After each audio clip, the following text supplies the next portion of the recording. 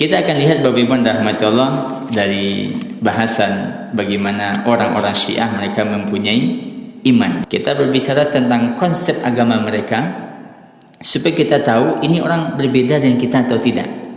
Supaya tidak ada orang yang latah mengatakan lo beda gitu jinyo. Beda, semuanya beda. Yang kita ulas dahulu dari rukun iman beda, ibadah beda, sampai buku-buku atau teori-teori ilmiahnya beda semua. Buku tafsirnya beda, buku ilmu tafsirnya beda, buku hadisnya beda, ilmu hadisnya beda, buku fikihnya beda, usul fikihnya. Lalu di mana samanya? Makanya heran kalau orang mengatakan itu sama. Berarti kita yang heran mengatakan sama. Mereka saya mengatakan beda. Bahkan sampai masalah iman apa kata mereka? Ilah kita kata mereka, Tuhan yang kita sembah kata mereka tidak sama dengan Tuhan yang disembah Abu Bakar dan Umar. Mana caranya itu? Sudah pasti berbeda. Baik, kita akan lihat Bapak-Ibu rahmatullah dari kita ambilkan dari kitab judulnya Aqaidus Syiah fi Mizan Syariah, akidah agama Syiah. Kenapa kita katakan agama? Kita ulas dahulu bahwa yang menyebutkan agama itu tokoh mereka, sehingga mereka bikin buku judulnya Dinus Syiah, agama Syiah. Jadi kalau kita katakan agama Syiah berarti kita menukilkan perkataan mereka. Baik, kita akan coba lihat secara sederhana saja dari iman pada Allah, iman pada Rasul sampai iman kepada hari kiamat. Ini kita akan lihat beberapa perbedaan-perbedaan yang mencolok dalam perbedaan Ahlus Sunnah dengan orang Syiah di dalam bahasan iman kepada Allah. Kita coba lihat dulu Bapak Ibu dari tauhid ar-rububiyyah, al-uluhiyah, dari konsep ibadah. Kalau di dalam Islam kita beribadah kepada siapa? Allah. Kalau dalam Islam al-ibadah lillah atau dikenal dengan tauhid al-uluhiyah. Peribadahan semuanya milik Allah. Kalau seandainya diberikan kepada selain Allah, maka apa yang terjadi? Maka terjadi kesyirikan pada tauhid al-uluhiyah. Qul inna salati wa nusuki wa mahyaya wa mamati untuk siapa? Lillah. Kalau terjadi pemberian ibadah kepada selain Allah, apapun jenis ibadahnya, dari mulai solat, kemudian nazar, kemudian menyembelih, sampai kepada ibadah-ibadah hati, yakin, tawakal. Ada orang Bapak Ibu, kalau orang Syiah yakinnya sama siapa? Sama imam. Tawakalnya sama siapa? Sama imam. Berdoanya sama siapa? Sama imam. Semuanya imam. Hingga tidak ada tersisa untuk Allah. Nanti kita akan baca beberapa riwayat mereka. Tapi Ahlus Sunnah maka di dalam akidah Ahlus Sunnah bahwa kita kenal bahwa ibadah semuanya untuk Allah. Itu di antara makna dari kandungan yang kita baca asyhadu an la ilaha illallah, bahwa saya bersaksi tidak ada ilah yang berhak disembah kecuali hanya Allah Subhanahu wa taala saja. Jadi mereka dalam keyakinan dalam tauhid uluhiyah mereka menyimpangnya jauh sekali. Jadi kalau Ahlus Sunnah menjadikan bahwa tauhid atau menjadikan ibadah itu untuk Allah, mereka semua ganti dengan apa? Dengan wilayah namanya. Wilayah itu artinya wali. Wali itu maksud adalah imam. Nanti kita akan lihat. Sehingga semua ayat-ayat juga mereka paksakan untuk tafsirkan sesuai dengan apa yang mereka yakini. Misalnya kita bacakan satu ayat. Kata Allah Subhanahu wa taala, "Wa laqad uhiya ilaika wa ilal ladzina min qablika." Ini kan ayat tentang larangan syirik sebenarnya. Dan sungguh kata Allah, kami telah wahyukan kepada Nabi dan kepada orang-orang sebelum Nabi, para Nabi dan Rasul terdahulu, la in asyrakta, kalau engkau melakukan kesyirikan, la yahbatanna amaluk, akan hapus semua amalnya. Ini dalam konsep Ahlus Sunnah, bahwa orang melakukan kesyirikan, pahalanya akan hapus, amalnya akan hapus. Lalu mereka ganti. Jadi kata mereka, yang dimaksud dengan kesyirikan itu kesyirikan pada wilayah. Jadi kalau ada orang meyakini selain Ali sebagai imam, ini namanya syirik. Kalau kita meyakini Abu Bakar dan Umar adalah khalifah yang sah di antara imam dari imam kaum muslimin, maka dia sudah melakukan kesyirikan. Karena bagi mereka yang menjadi wali hanya Ali saja. Sehingga mereka katakan, yakni kalau seandainya dia bersekutu pada kewilayahan Ali, mengakui Abu Bakar sebagai khalifah atau sebagai imam juga, mengakui Umar, mengakui Utsman, maka ini orang sudah melakukan kesyirikan. Atau dalam ayat yang lain kata Allah Subhanahu wa taala, "Ailahum ma'allah?" Adakah ilah selain Allah yang berhak disembah? Bal aktsaruhum la ya'lamun. Akan tetapi kebanyakan manusia tidak mengetahui bahwa satu-satunya ilah yang disembah hanyalah Allah. Lalu mereka tafsirkan dengan yang berbeda. Kata mereka, ayu imamin huda ma'a imamin dolal. Kalau ada satu imam petunjuk, Ali dengan keturunannya, kata mereka, digandingkan dengan imam yang sesat, berarti kalau dia gandingkan berarti sudah melakukan kesyirikan. Adakah imam selain imam yang ada petunjuknya? Kalau kita yakini Abu Bakar sebagai imam juga, ini bermasalah menurut keyakinan mereka. Jadi semua ayat-ayat yang berhubungan dengan kesyirikan, maka mereka tafsirkan dengan kesyirikan kepada imam. Jadi kalau misalnya mereka berdoa dengan Ya Ali, lalu kita berdoa Ya Allah, itulah syirik itu menurut versi mereka. Jadi mereka bolak-balik. Kalau kita berdoa kepada Allah Ya Rahman, Ya Rahim, lalu mereka berdoa Ya Fatimah, kalau kita pakai Ya Rahman, syirik menurut versi mereka. Jadi dia memang sangat terbalik sekali. Baik. Sehingga Bapak Ibu, wilayah atau perwalian atau perimaman dalam versi mereka itu adalah asal dari semua ibadah. Kalau dalam Islam, apa semua ibadah asalnya? Tauhid. Wa ma umiru illa liya'budullaha mukhlishina lahuddin. Berarti orang mengenal Allah, ikhlas dalam bertauhid, maka itulah orang yang beriman sesungguhnya. Kalau mereka ganti bahwa asal diterimanya ibadah adalah wilayah. Kalau bahasa awaknya, lai percaya kita nak Ali seorang saja jadi imam. Kalau lai percaya kita aman. Kalau nak percaya, enggak terima amalnya. Sehingga kita mau tunggang langgang pun untuk solat, untuk berpuasa, kalau kita tidak yakin dengan akidah mereka, tidak ada faedah. Apalagi yang dulu kita ulas, mereka punya keyakinan namanya keyakinan tanah. Ini keyakinan lebih dahsyat lagi rusaknya. Jadi keyakinan tanah itu bahwa asal penciptaan dari kita ini memang dari sononya sudah jelek. Dari sononya sudah ada miliknya ahli neraka. Kalau orang Syiah, karena versi mereka dari sononya sudah memang penduduk surga, sekalipun mau melakukan dosa apa saja tidak memberikan pengaruh. Ini begitu rusaknya akidah mereka. Baik. Sehingga mereka menjadikan bahwa perwalian kepada Ali, karena memang Bapak Ibu mereka kan punya keyakinan namanya imamah.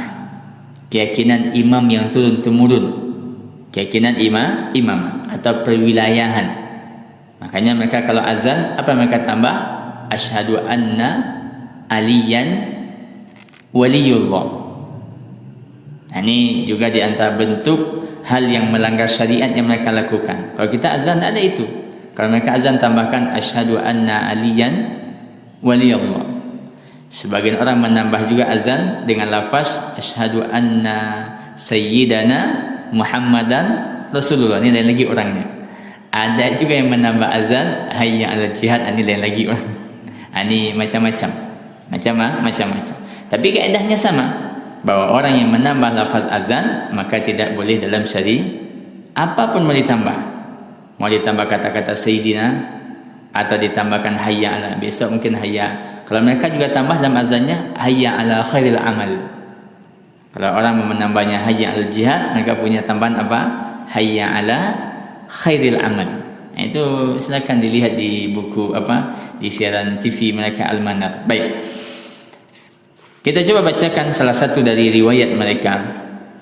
Kata riwayat itu dikatakan sesungguhnya Allah memilih Ali alaman bainahu wa baina khalqi. Berarti memilih Ali sebagai apa bahasa kita, sebagai orang yang dimajukan, sebagai tokoh, sebagai imam dalam versi keyakinan mereka, sebagai yang paling dimuliakan. Bahkan dalam keyakinan mereka Ali lebih mulia dibandingkan Nabi. Lalu katanya faman arafahu kana mu'mina, siapa yang mengetahui hak-haknya Ali, diibadahi, disembah, berdoa atas nama Ali, maka dia beriman. Wa man ankarahu kana kafiran, kalau dia ingkari itu kafir. Wa man jahalahu kana dhallan, kalau seandainya dia tidak tahu, kita mesti harus beribadah kepada Ali, harus menyembah Ali, harus berdoa kepada Ali, harus mengucapkan ya Ali, kayak begitu dalam doa, maka orang ini katanya sesat kalau tidak tahu.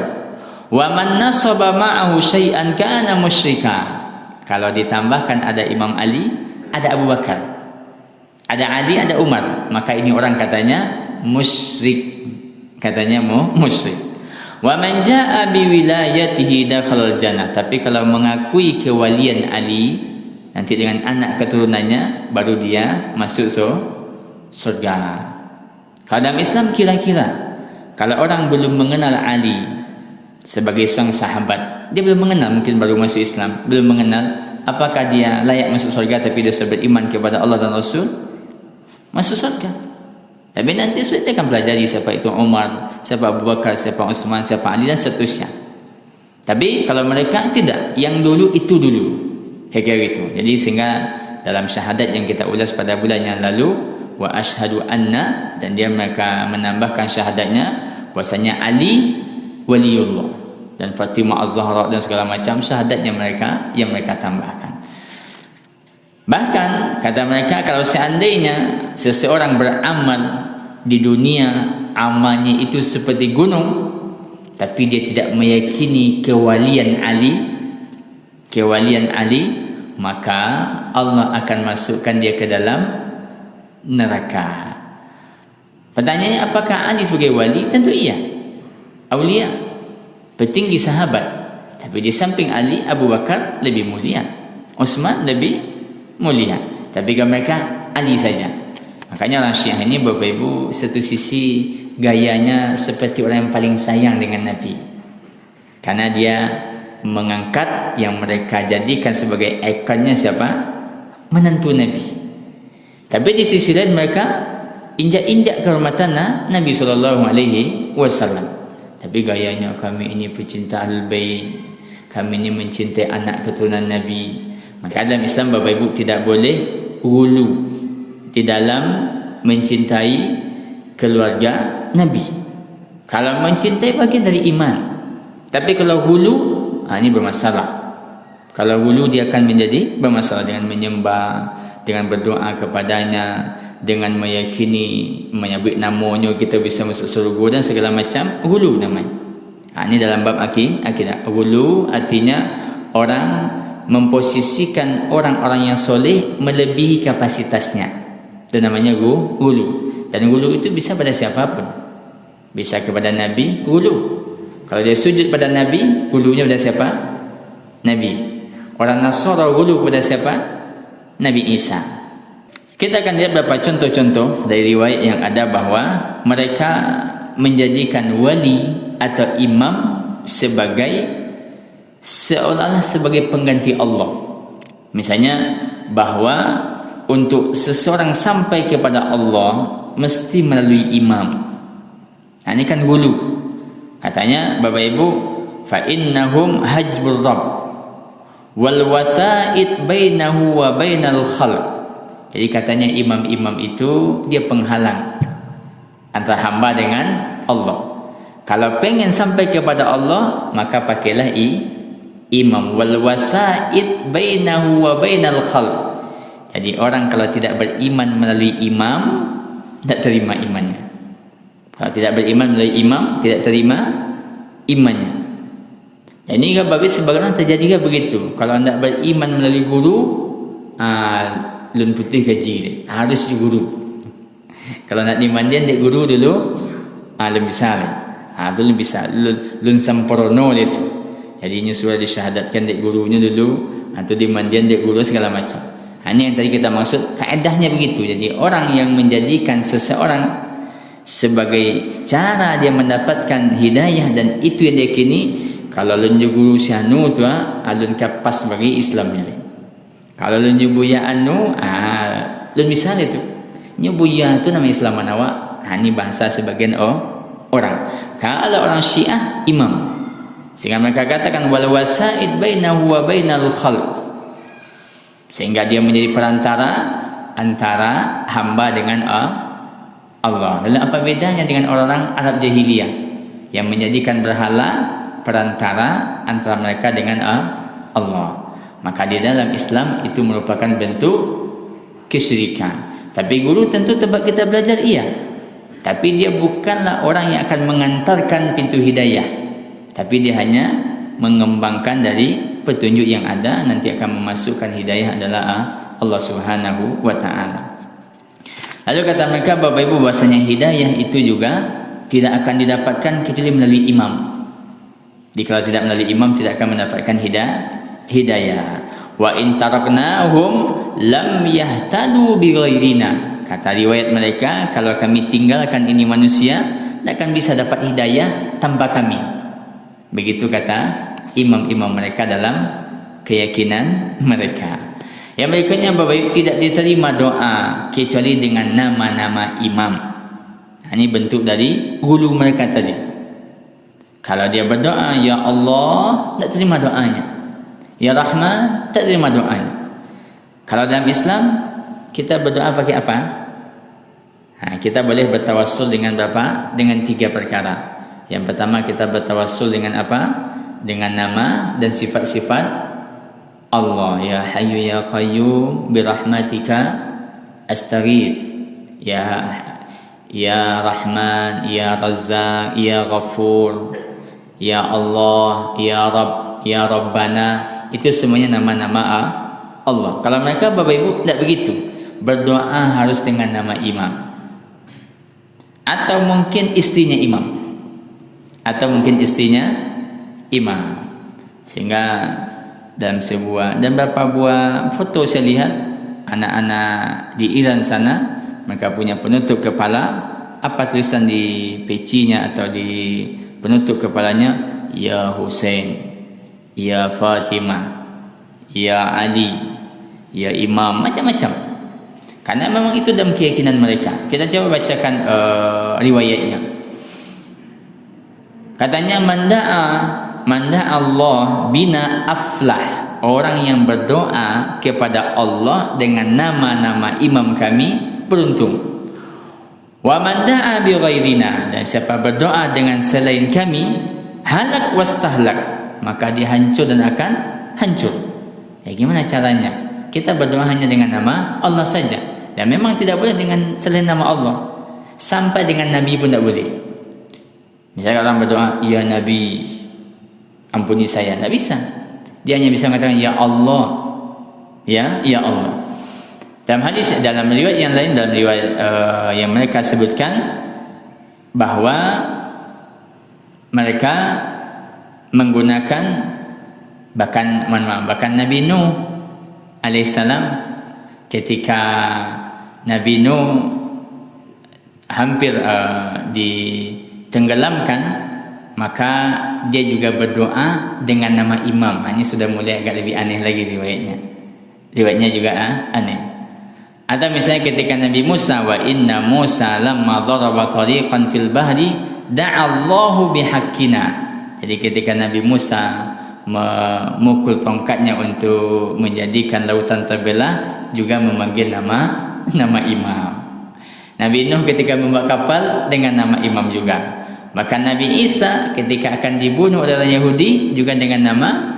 Ini memang Bapak Ibu sudah jauh sekali lari dari apa yang mereka lakukan. Berikutnya juga mereka kalau meminta pertolongan dalam kondisi darurat juga dengan imam. Kata riwayat mereka, asy-syifa'ul akbar wad dawa'ul a'zam liman istashfa bihim, bahwa obat yang paling besar, pengobatan yang paling agung, bahwa meminta obat dengan mereka. Makanya mereka Bapak Ibu hampir mirip dengan orang tua-tua kita, dengan orang-orang zaman dulu. Mengobati pakai kuburan imam, mengobati memakai tanah tempat kematian imam, tanah Karbala maksudnya, mengobati dengan dengan air ludahnya imam. Bahkan mohon maaf, dulu pernah kita ulas, mereka sampai mengobati dengan apa? Kotorannya imam. Karena itu keyakinan yang mereka bangun. Keyakinan yang mereka bangun. Jadi semua hal yang berhubungan dengan imam itu menjadi sesuatu yang istimewa dalam keyakinan mereka. Semuanya memakai imam. Jadi apa yang ditinggalkan oleh imam hanya lebih parah dibandingkan sebagian orang yang hanya berebutan sisa air minumnya guru-guru mereka. Ini lebih parah lagi. Bahkan sampai kotorannya. Baik. Begitu juga bahwa haji mereka juga Bapak Ibu, mereka ganti. Kalau kaum muslimin haji ke Ka'bah, mereka ganti ke mana? Ke kuburan imam, di kuburan Husain. Saya bacakan riwayatnya. Katanya, inna ziyarata qabril Husain ta'dilu 20 hajjah. Kalau orang pergi ziarah saja, berkunjung ke kuburannya Husain, dalam pandangan atau dalam keyakinan mereka sama dengan 20 kali haji. Dan kuburan Husain itu radhiyallahu anhu yang mereka yakini macam-macam tempatnya. Ada yang di Mesir, di Kairo. Kalau di Kairo itu Bapak Ibu di samping Al-Azhar, dan jadi masjid negara. Ada yang di Karbala, ada yang di sana di Iran sana. Karena memang bagi mereka itu apa? Sumber keuangan. Cari pitis itu. Karena nanti mereka orang akan banyak berziarah ke situ, ngasih nazar ke situ, nazar lagi, bernazar. Ini memang diantara sebagian sudah sekarang menjadi bisnis. Tapi dari apa mereka bangun itu keyakinan bahwasanya berziarah ke kuburan Husain itu sama dengan berapa kali haji? 20 kan? 20 kali. Bahkan wa afdal min 20 umratan wa hajjah. Bahkan lebih afdal dibandingkan 20 kali umrah dan 20 kali haji. Bahkan Bapak Ibu rahmatullah subhanahu wa ta'ala, dikisahkan tentang seseorang, dia berkata kepada imamnya, apa katanya? Saya sudah haji 19 kali. 19 kali kata imamnya. Maksudnya 19 kali itu dia mencimei. Nah, 19 kali itu. Lalu dia mengatakan, hajjatan ukhra wa'tamir umratan ukhra taktubu laka ziyarata qabril Husain alaihissalam. Maka haji sekali lagi, umrah sekali lagi, maka itu sama dengan Anda pergi menziarahi kuburan Husain. Jadi orang pergi haji ke Ka'bah sampai 19 kali, oleh imamnya direndahkan saja. Baik, itu Bapak Ibu rahmatullah subhanahu wa ta'ala, beberapa hal yang berhubungan dengan tauhid al-uluhiyah. Jadi kesimpulannya bahwa mereka beribadah, kesimpulannya untuk siapa? Untuk imam. Semua ibadahnya untuk imam. Dari puasa, dari zakat, humus yang mereka bayarkan, dari haji, dari sholat, semuanya untuk siapa? Imam. Hanya kesimpulannya. Jadi menjadikan imam sebagai pusat ibadah mereka, menjadikan kuburan imam sebagai tempat ibadah yang terbaik. Syukran ya Rabbi, syukran, hadaita qalbi, syukran.